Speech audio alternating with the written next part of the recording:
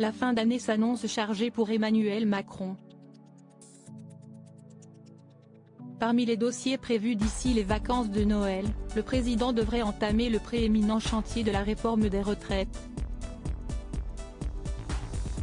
Avec la première ministre, Elisabeth Borne, il prévoit une présentation mi-décembre avant qu'un projet de loi n'arrive en Conseil des ministres au mois de janvier.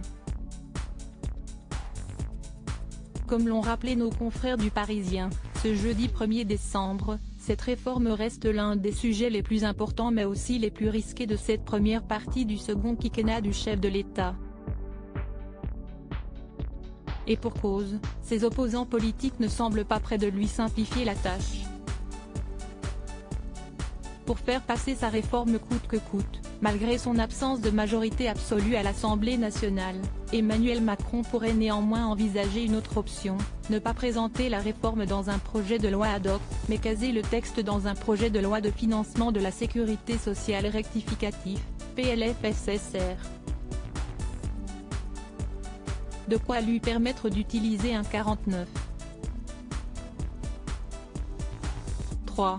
Un article que le gouvernement a déjà utilisé cette fois depuis mi-octobre.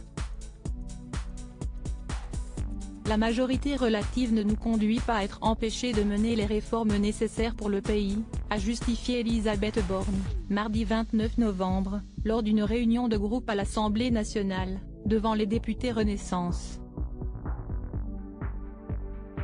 Emmanuel Macron, Najat Vallaud-Belkacem. Ces politiques ont rencontré l'amour sur les bancs de l'école et si le pays se retrouve bloqué, on fait quoi? Oui mais voilà, l'époux de Brigitte Macron et sa première ministre le savent, ce scénario pourrait leur valoir les foudres de leurs adversaires politiques mais aussi de l'opinion publique.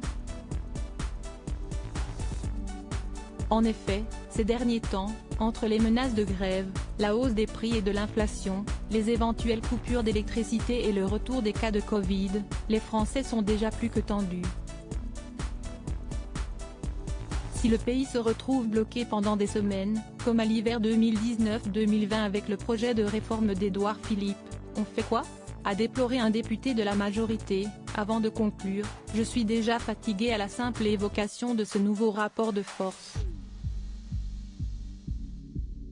Article écrit en collaboration avec 6 médias. Crédit photo, J.C. Tardivon Poul Bestienne Gueux.